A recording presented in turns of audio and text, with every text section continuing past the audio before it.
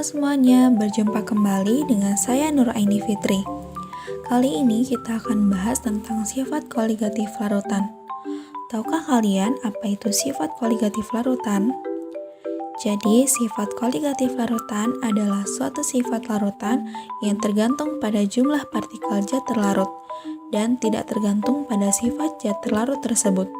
Lalu, penerapan dari salah satu sifat koligatif larutan itu bagaimana sih? Nah, pernah nggak kalian melihat salju? Seperti salju yang ada di film-film. Biasanya salju tersebut mengganggu di jalan raya.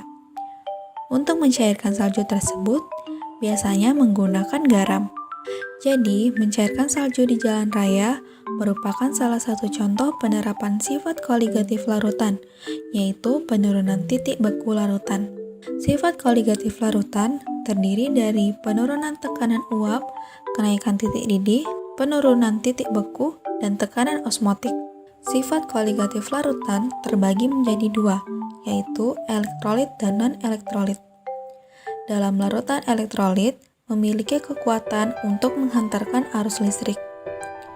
Terdapat dua jenis berdasarkan kekuatan daya hantar listrik yang dimiliki oleh larutan tersebut, yaitu elektrolit kuat atau terionisasi sempurna dan elektrolit lemah atau terionisasi sebagian.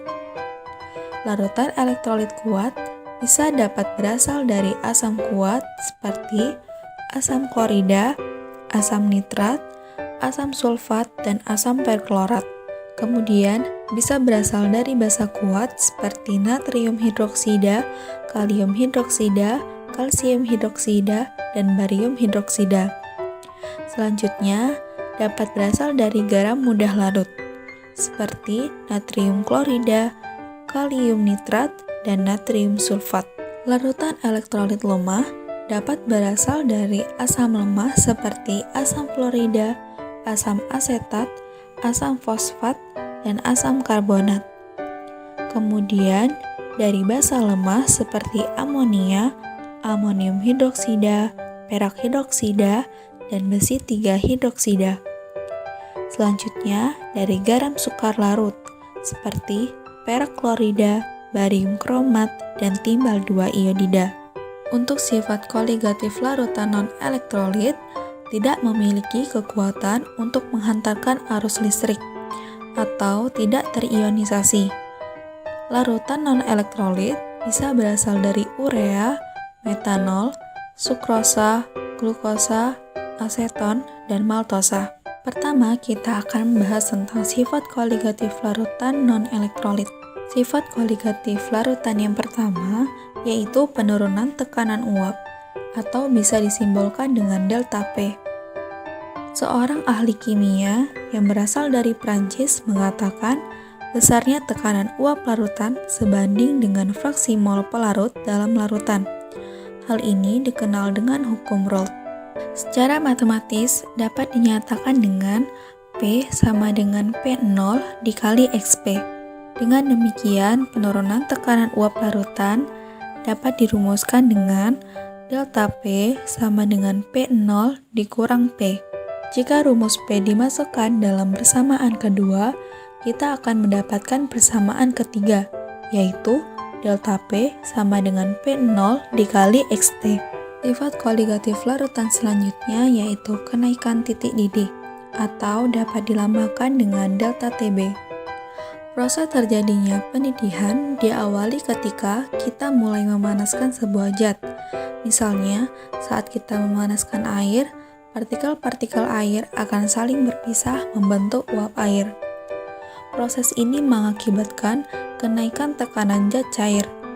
Ketika tekanan zat cair sama dengan tekanan lingkungan luar, maka terjadilah peristiwa pendidihan. Secara matematis dapat dinyatakan dengan delta TB sama dengan M dikali KB.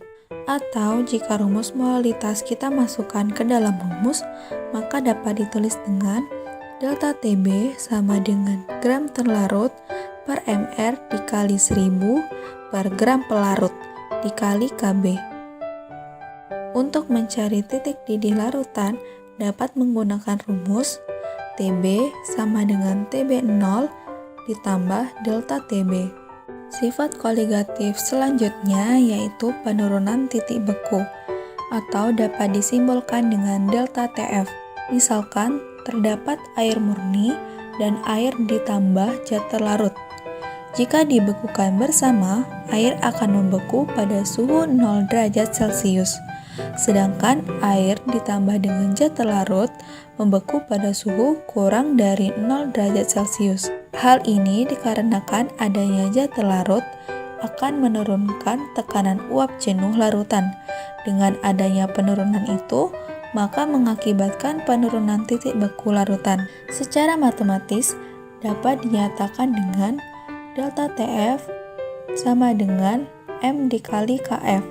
Atau jika rumus molalitas kita masukkan ke dalam rumus, maka dapat ditulis dengan delta TF sama dengan gram terlarut per mR dikali 1000 per gram pelarut dikali KF. Untuk mencari titik beku larutan, dapat menggunakan rumus TF sama dengan TF0 dikurang delta TF.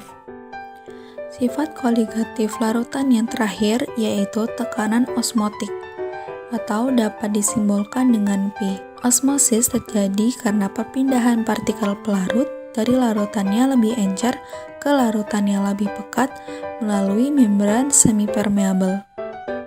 Secara matematis dapat dinyatakan dengan P sama dengan M kali R dikali T.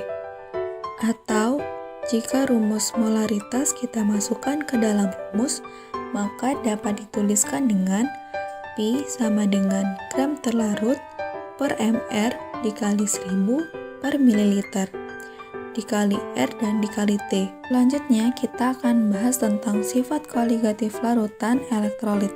Larutan elektrolit perlunya adanya perkalian dengan faktor Van Hoff atau dilambangkan dengan I. Secara matematis dapat dinyatakan dengan I sama dengan 1 plus N-1 dikali alfa. N itu sendiri merupakan jumlah ion. Contohnya seperti NaCl terurai menjadi 1 ion Na+, dan 1 ion Cl-.